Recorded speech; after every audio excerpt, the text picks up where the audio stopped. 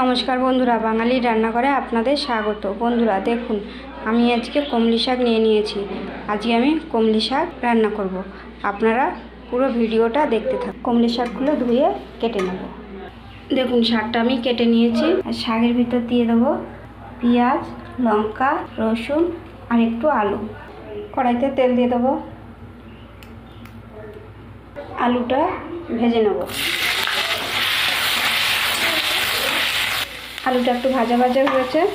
এবার পেঁয়াজ, লঙ্কা, রসুন দিয়ে দেবো।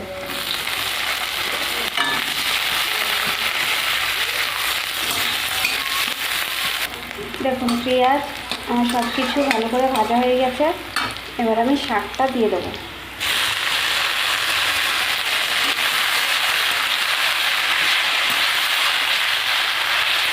দিয়ে দেবো পরিমাণ মতো লবণ, পরিমাণ মতো হলুদ।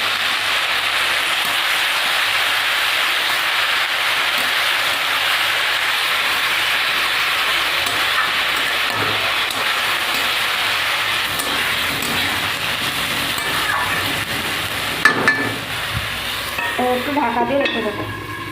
ঢাকাটা খুলে নেব।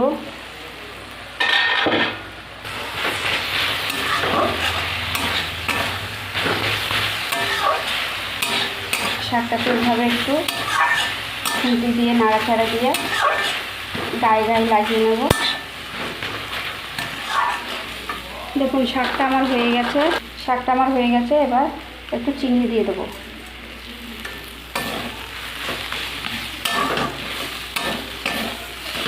চিনিটা দিয়ে একটু নাড়িয়ে নেব। দেখুন, শাকটা আমার হয়ে গেছে। এবার আমি নামিয়ে দেবো। দেখুন বন্ধুরা, আমি শাকটা নামিয়ে নিয়ে এসেছি। আপনাদের যদি এই রেসিপিটা ভালো লেগে থাকে তাহলে লাইক, কমেন্ট, শেয়ার এবং সাবস্ক্রাইব করে দেবেন।